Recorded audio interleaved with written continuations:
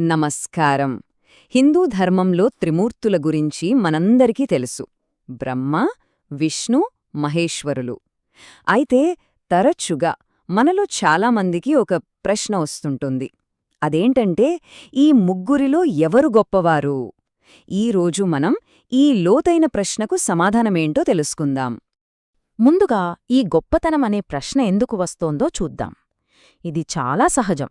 సర్వోన్నత శక్తి ఏది అని తెలుసుకోవాలనే అన్వేషణలోంచే ఈ ప్రశ్న పుడుతుంది. బ్రహ్మ, విష్ణు, మహేశ్వరులు ఈ ముగ్గురులో ఎవరు గొప్ప అని చాలామంది అనుకుంటూ ఉంటారు. ఇది చాలా సాధారణంగా అనిపించినా దీని వెనుక ఉన్న అసలు నిజాన్ని తెలుసుకుంటే మన ఆలోచన విధానమే మారిపోతుంది తెలుసా? అవును, ఇది కేవలం ఒక ప్రశ్నకు సమాధానం కాదు. ఇది మన దృష్టిని, మన అవగాహనను మార్చే ఒక అద్భుతమైన అంతర్దృష్టి. ఒక రకంగా చెప్పాలంటే ఇది మనల్ని ఒక కొత్త ఆధ్యాత్మిక ప్రయాణానికి తీసుకెళ్తుంది.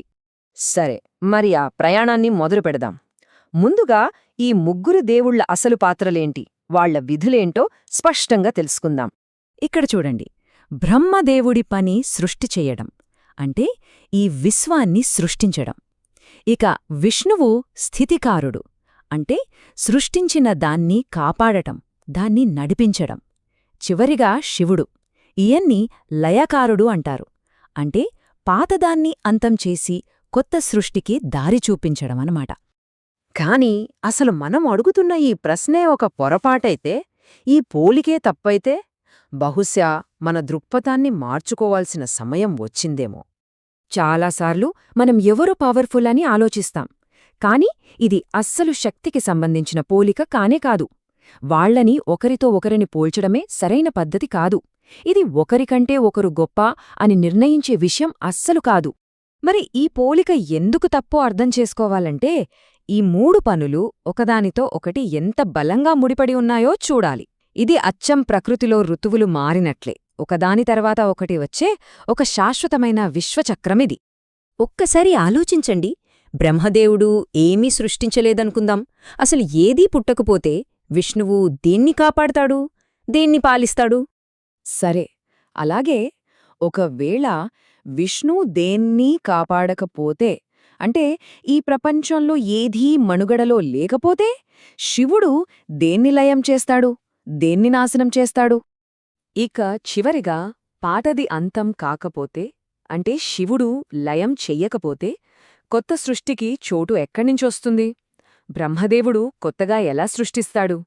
చూసారా, ఇదొక నిరంతరాయమైన చక్రమన్మాట. సృష్టి, స్థితి, లయం, మళ్ళీ కొత్త సృష్టి. ప్రతి ఒక్క అడుగు తర్వాతి అడుగుకు దారి చూపిస్తుంది.